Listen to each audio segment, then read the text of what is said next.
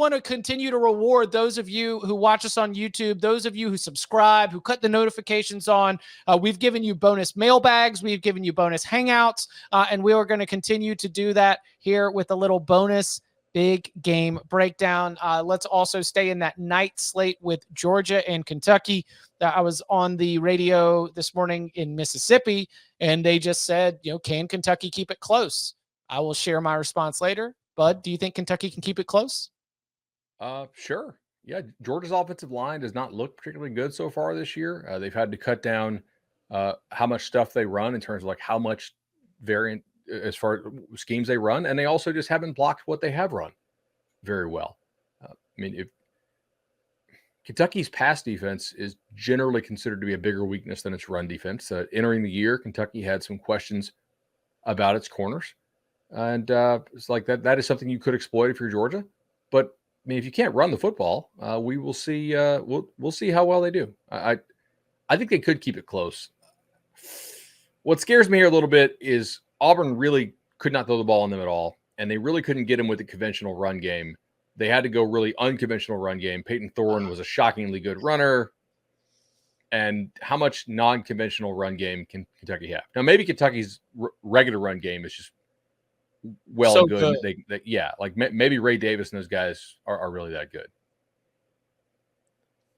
Like the baseball player that hits 195 but has 42 home runs and like 75 RBIs. That's Kentucky. Kentucky ranks 4th nationally in explosive play rate on offense, which is really good because big plays are fun. But as far as success rate, which is down to down, they rank 70th. Like, this is very much a boom or bust offense. So can Kentucky hang with Georgia? Yeah, if there's plenty of boom, if they hit those big plays to kind of keep up with the pace. But if Georgia takes that away, this is going to be ugly. I just don't think if you ask Kentucky to put together like a 7, 8, 9, 10 play drive against this team, they're going to have any real shot, even with the admission that this Georgia defense is not the same defense we have seen in recent seasons. I just haven't seen enough from Kentucky to have the confidence in them to do that. And plus another stat here, like I do whoopsie daisy rate for quarterbacks solo. I also keep track of it for teams, and Kentucky ranks, 89th. They've got a 4.2% whoopsie daisy rate. That's fumbles and interceptions. That is not good. Like, you can't be making those kind of mistakes against Georgia and think you're going to hang around. Yeah. So the problem is 219 yards on the ground given up to Auburn does kind of skew things, right? Because I was looking at this Georgia defense, and my hypothesis when I was digging in is that it is actually a group that is stronger on the back end, right? And that they've been, their safeties are awesome. Their linebackers are awesome. That's what I like from a personnel perspective. So what has the production looked like along the way? Less than 100 yards allowed against UAB, less than 100 yards allowed against South Carolina, less than 100 yards against Ball State, 132 at 4.4 a pop against UT Martin. That was kind of a strange game altogether. So I guess that's my question here is, when we know that Kentucky is coming off this ridiculous rushing performance, and Bud, you make a really good point about traditional ground game versus non-traditional ground game, but how does Kentucky keep this close? Is that we continue to find out that maybe this Georgia defense is stronger on the back end against the pass than it is against the run. If the Wildcats have any kind of success there, that is an important note for us as we continue to move forward and start to consider what the recipe is to try to beat this Georgia team. I also like this from Isaac in the chat. Georgia being used as a bonus breakdown will be used as motivation by Kirby Smart. One other note for this game that I have, I feel like if you're Georgia, this is a game where you want to kind of lean on Carson Beck. Like, admit that your run game isn't all that great right now. Like, you can't abandon it because you need it to stay balanced, but Kentucky's really good against the run. It's not as good against the pass. I think at some point Georgia has to understand what it's dealing with, what the situation is, what its personnel dictates, and just lean into it. I know it kind of goes against everything you believe, but just Carson Beck is not bad. You have Bowers, you have other weapons. Use them early. Don't wait until the second half when you kind of have to. What are the odds that Kentucky's offense is fixed? Because for the first, 4 games, Offensive line looked poor, like they had bad communication. Right tackle was not playing well. They had some surprising guard and center problems. I know Horsey was out as one of their guards for a little bit, but he was back. What are the receivers were getting called out by the offensive coordinator? Mm-hmm. Quarterbacks missing throws, doesn't look in rhythm.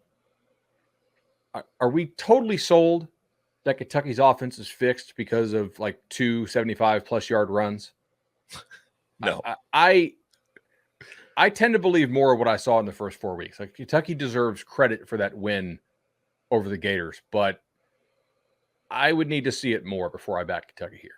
Isn't that also really tough to ask them to like, because you mentioned having a Florida week, like Kentucky had been working on that. That was their Super Bowl. Yeah. Are they going to be able to reload the musket and get right back up against a Georgia team and have that happen in Athens? Do you try to make Devin Leary beat you? Are you confident Devin Leary can beat them? No. I mean, is it possible that Kentucky has the athletes to, in theory, win one-on-one outside against Georgia? I know that sounds crazy, but like Kentucky's receivers are that guy athletically.